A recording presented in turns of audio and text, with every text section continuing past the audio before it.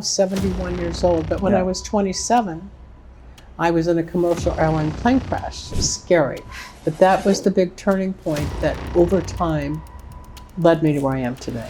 Of my brain being cut like a pie, mental, physical, spiritual, emotional, weird things were happening. Voices were getting loud and horrible. It was a very lonely, painful experience because I had no one to talk to. There was no, like I said, no Google. Internet came out in 96, this is 81, 82, and 84.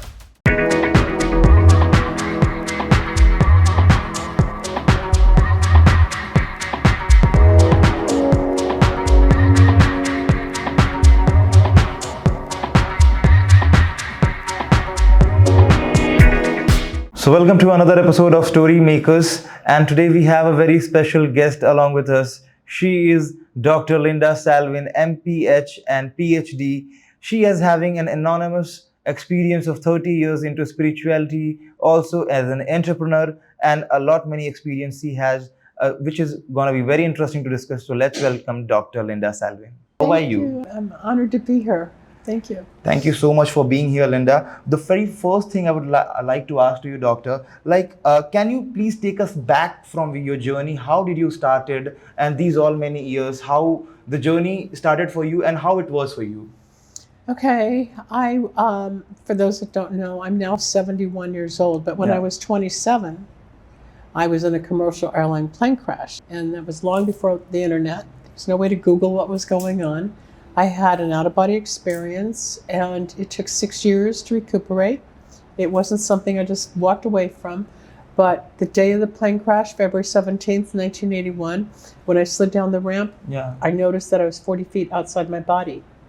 And that I was 50 feet outside my body. It lasted about 4 months. I had an out-of-body experience. It was like being a cyclops, but I became psychic that day.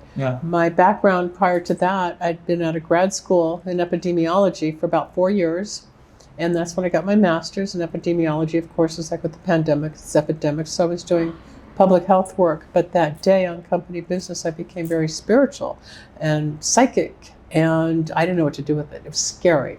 But that was the big turning point that over time led me to where I am today. Also, one of the things what I have researched, one of your recent achievement of Fortuna as business entrepreneur, like how is that thing was for you? Getting acknowledged from such a prestigious institution as in such a big remark.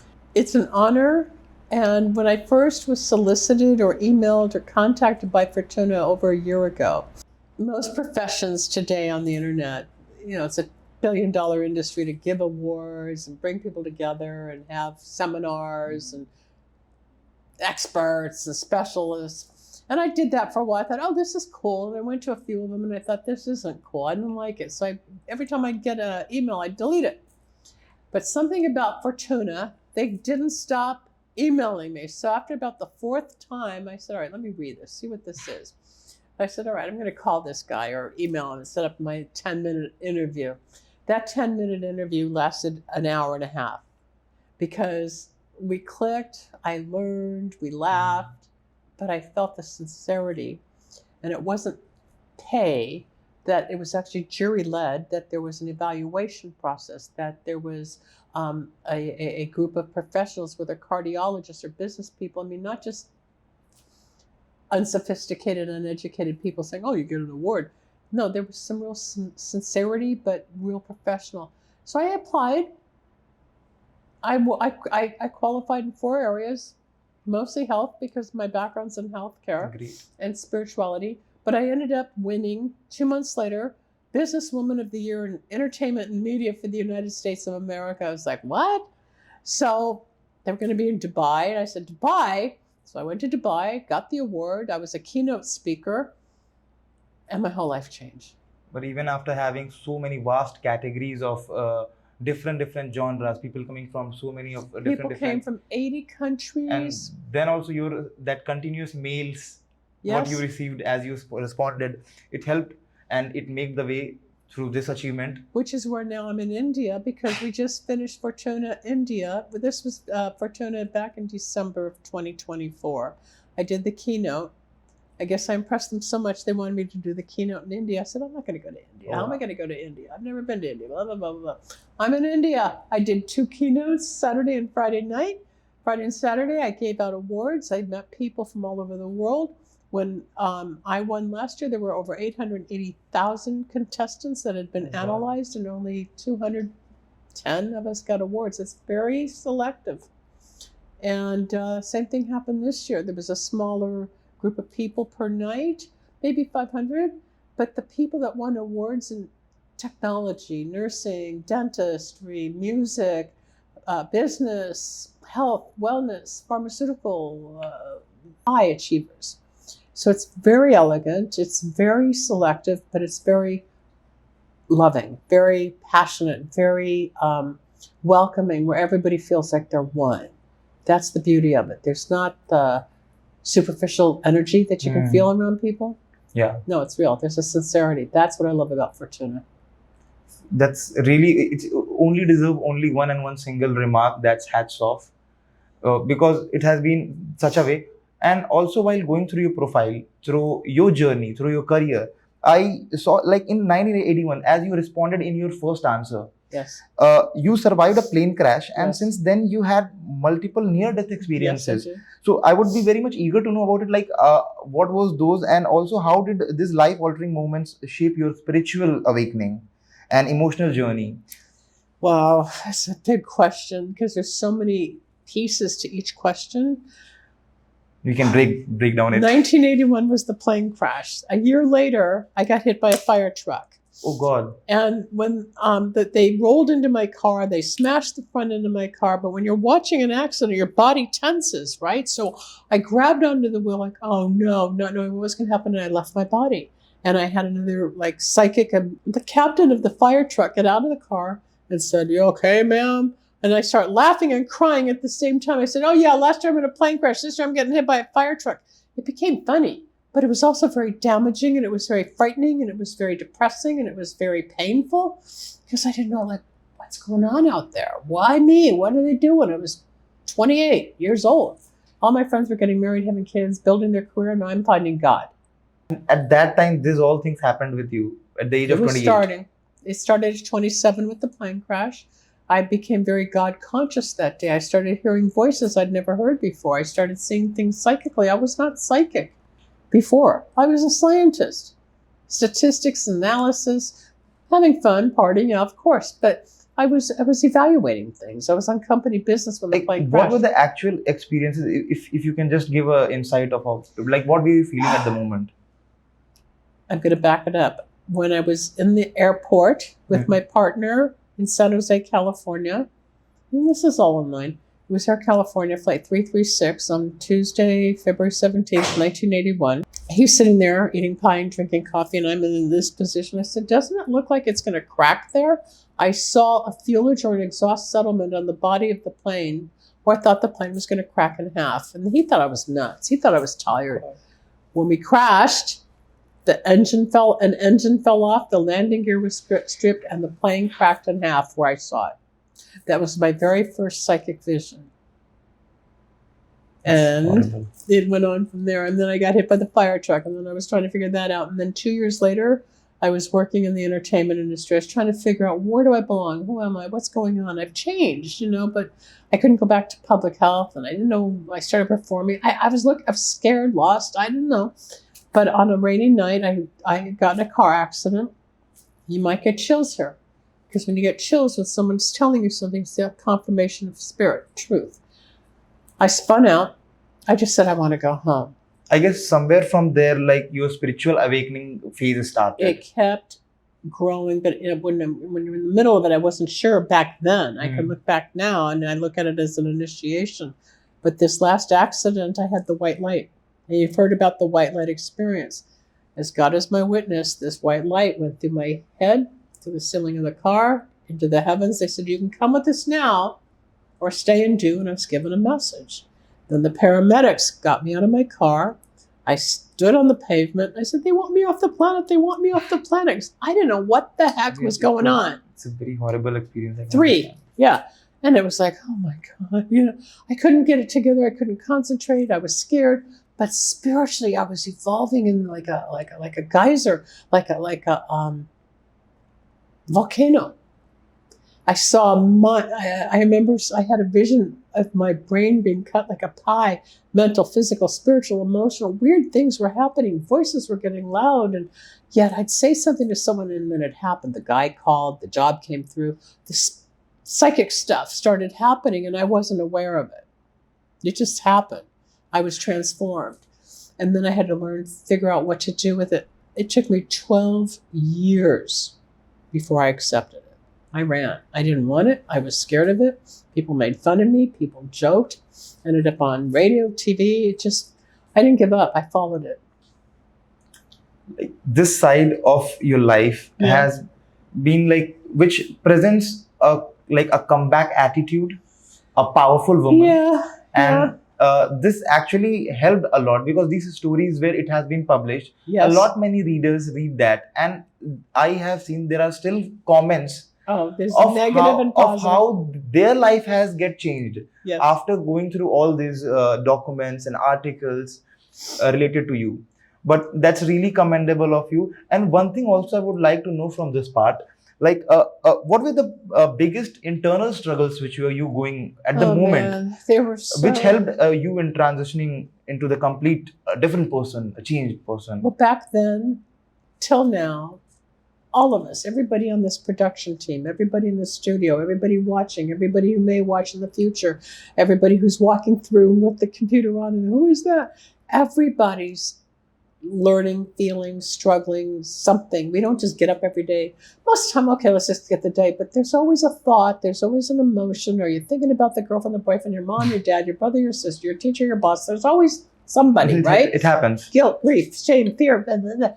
We're active inside, but when you're sitting there, hi, you're fine. Nobody knows cuckoo. What's going inside and how the things are going internally inside. But what happened, to answer your question, is the jolt. I was shaken, like I was chosen. I know now. They, on the other side, God, Spirit, whatever you want to call that thing out there, chose me, redirected me into this other world. The struggle, the pain, the tears, bypassing marriage, relationship, because I wasn't comfortable yet. I knew I was in a transformative state.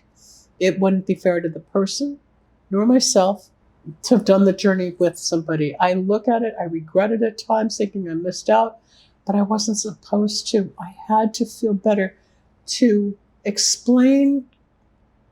It's like being in the washer cycle, You just kept spinning and spinning and spinning. Going on and on continuously. It's horrible. It was a very lonely, painful experience because I had no one to talk to. There was no, like I said, no Google.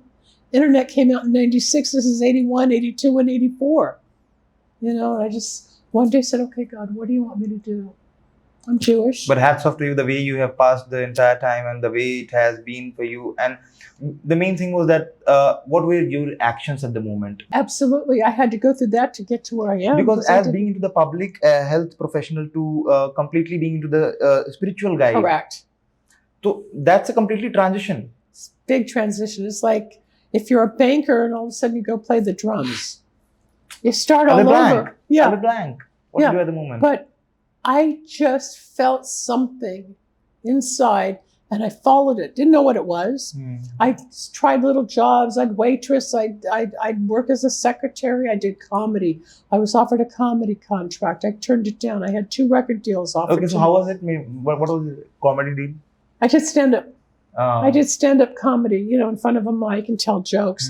And then when I was actually offered help, a manager, I still have his card from 40 years ago. I never called him back. I don't know whether I was scared or I didn't believe in myself or whatever. Something didn't, even though I wanted it, I walked from it. Same thing with the music. 2 different career opportunities in 82 and 94. I had a record deal offered to me. And I bypassed it. And I would beat myself up. Why did I do that? I don't know, but something led me to this spiritual. I couldn't find this one musician, ended up in radio. It changed. We'll discuss about the stand-up part later. Yeah. Because I found few of the very interesting questions from it. But one thing which is coming right now, it's like your entrepreneur journey, which you created, the Wicks of Wisdom, Wicks of Wisdom. which is one of highlights in your career. It is. So, like, how do you these candles actually, like, people use in their daily life? Like, what if you can give a brief about it? Like, what it's actually about? Just so that people understand, I'm not just a psychic. You know, you can go online now. Everybody's on TikTok and everybody's on Instagram throwing cards and I'm a psychic. Yeah, they're having fun. But a true psychic, I've seen the other side. I learned after radio and TV that people wanted more. I tried one girl's candles and nothing happened. I tried this store where all the celebrities in LA buy these candles, nothing happened. So one of my clients came over and I had to heal her son. And I said, I'm trying to get these candles for so-and-so. She said, I'll go down to the store to eat with Michael. So I met Michael and I said, I need this because I want this to happen with so-and-so to start talking. I got the candle, got the oils. He told me what to do and it worked. This guy started talking so much I wanted him to shut up. I did not want to hear anymore. I didn't want to hear. But they worked. So I called him back. I said, these work. He goes, of course they work. He said, why don't you come down? I'll teach you. I said, why? He said, because you'll help a lot of people and you're on radio. You'll reach a lot of people. So I went on the air one night. So that was the show. And I said to my audience, I was nationwide. I said, I got these candles for money, negativity, and love. Oh, wow. I went home and I had 25 orders. People called from all over the country. They wanted them. Didn't even know what I was doing. I just put it out there. That's me evolving as an entrepreneur. I didn't know anything about radio. Like, I got trained in radio. That's such a great business idea. It could be a learning for all the business owners, all the entrepreneurs who would be listening to this. And that's what I did in the 90s and 2000s on radio. And yet I had a lot of criticism or, oh, I'm a Catholic and my priest won't let you. I said, if God didn't want me to have the gift, why'd he give it to me? I took away the occult, which is scary. I took away religion. I had a rabbi who loved my candles. In the Kabbalah, they talk about candles being the soul of man. And the wick, when it's lit, is the light, which is God. Just like I went to the temples. I went to 3 temples yesterday here in India. Oh, wow. And you're offering the flowers and the tray to the God. And it's the same thing with candle magic. There's certain oils and herbs for the formula. One's for money, one's for love, one's for legal. And then you write a petition, you burn it, which is giving it back to God. But we're putting in powders as your offering. Okay, I'm requesting this, but I'm giving you this in return so I can receive. Right? It's all the same, regardless if it's Hindu, Judaism, if it's Kabbalah, Catholicism, if it's Buddhist. It doesn't matter. We all give to something.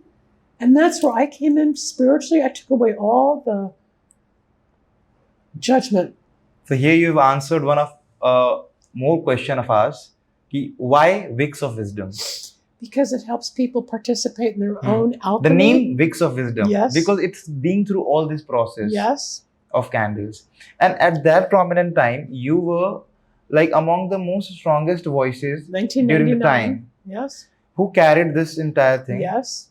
So the basic thing is like becoming in the mainstream and running this entire Wicks of Wisdom. By myself. How did you break that into that space? Because that was really tough at that time as I was going through. It still is. It still is. Train, it's online now. We have the videos and there's little 10-second audio clips to help people.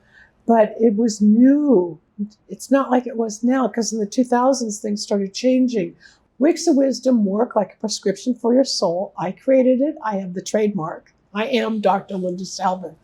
And I use them because, say you want your love life. So I'll say, okay, you need to do good luck power to remove some of the negativity, blocks, obstacles. Then we'll do this to bring in the love, passion, sex, attraction, communication, and we heat it up. Things start happening. People get jobs, they get married, some get divorced, but some win lawsuits on my YouTube. There's 2 girls from 2 years ago, both of them, different states, different cases, were both facing 20 years in prison for what they did wrong. The candles got both of them off legally. Even their lawyers couldn't. This is real stuff. So that thing really worked them legally also? They did not go to jail. They were freed. I've seen people heal where one avoided surgery. I'm not saying it works for everybody, but the probability that it's going to work, give it time, patience, at least 2 sets, and the energy is going to change. You're working with God, you're working with spirit, you're working with your own intention, but it's the whole alchemy, it's the participation. And it takes all of us to another level. You can't explain it. Like you can't explain air. You know, it's here, we're breathing.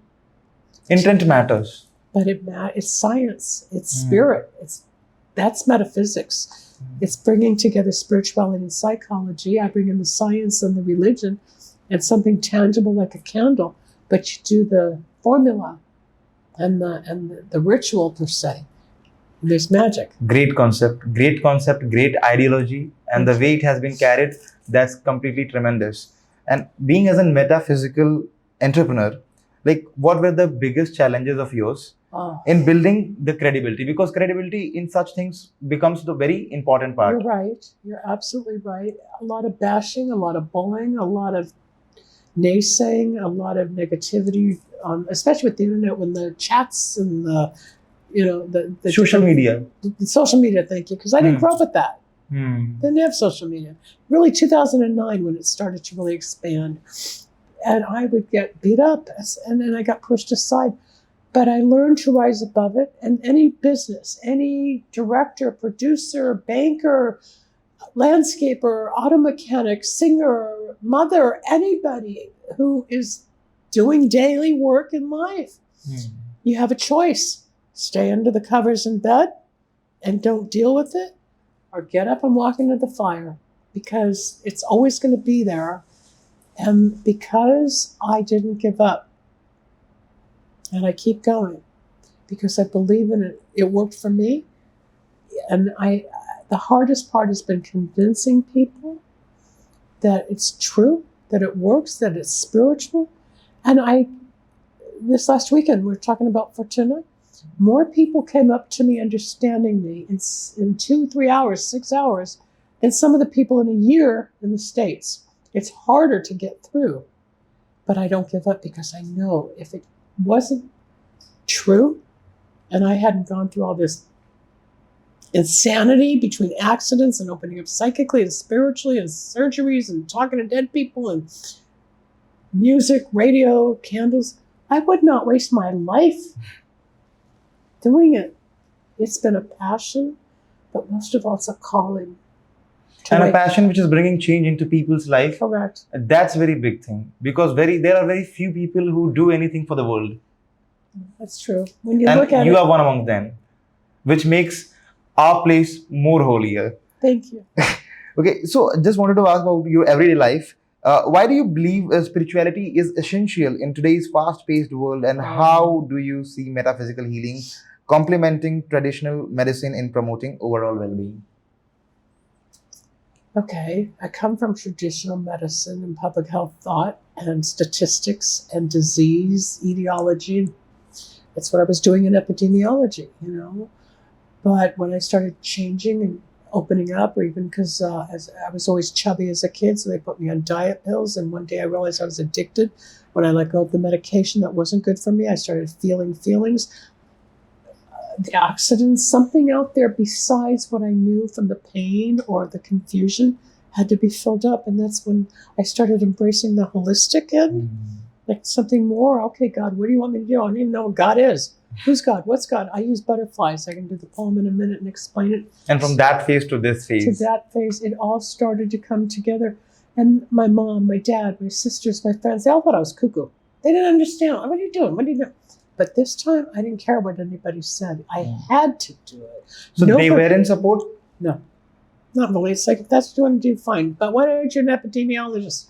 Nobody could understand I was changing. I couldn't understand that I had a spiritual awakening, that God, I really found a light. I found something I never had growing up. I never found with my friends, my boyfriends, school. It was different. And I went after it. I still do. That's why I'm here. Great. Okay. Asking about your skepticism, like you have to face it a lot many times. How do you handle it? I make jokes. Or I'll cut people up with my nastiness at times. It's like, if you're going to be a skeptic, how do you know if you haven't tried? True. How can you judge if you don't know? So how do you handle it? Like you have tried a lot of time, and especially from those who doubt spiritual or physical or psych abilities. Sometimes I'll give them a mini reading, or sometimes I'll say something that they do not expect to come out of my mouth, but I'm right about their character. Or they hurt, so I'll touch them or I'll do some little healing, and all of a sudden 10 minutes later, my back doesn't hurt. My arm doesn't hurt. No, because it's metaphysical. I have a gift. I know how to take energy. I know how to heal. I work with a doctor in California who's a chiropractor, Dr. Nathan Cohen. He found me on radio in 2004, 21 years ago. He will send me some of his patients. I send him some of my clients. He has a gift I don't. I have a gift he doesn't. But he gets his patients to a certain place. I take over where they need more. Same with me. I get him to a certain place. He'll take over physically. The beauty is that we share. We combine to make the person whole. A lot of people, and you're right, aren't awake. They don't care. They don't know how to go beyond. Just get drunk, go get loaded, let's go make a paycheck, marry the wrong person, whatever. And a lot of people live at this level. True. Right? Most people are just living. But we have a soul. And nowadays it has become more popular. Like it came from West. And now in India also, we are seeing there are many people who are spreading the word regarding Reiki and healing, It's and the holistic a different movement. video of on YouTube and social media might you have been seeing. That's true. See, like I've always gone for the Eastern culture. You're looking at it as the Western culture. Personally, I don't believe in Reiki. They're going to hate me when I say that. You don't believe in Reiki? No. I've had Reiki treatments. Never felt a thing. The trend has been coming from the Western culture, and also nowadays in India also many people are practicing it, and it has become a trend where people used to heal on social media while doing different hand movements and gestures. And there's a tone of healing which has been very popular, which we can easily find on YouTube as well. Right. So do you believe like how the way it's going, it's duly, what's your take on that? My take is that digital media, social media has kind of taken away the reality of all of it, because there's no commodities anymore. Everybody's a social media expert. Everybody's a broadcaster. Everybody's a healer. It became the thing. But there aren't that many real healers. I deal with a lot of people. The new age is different from me. I went through that phase.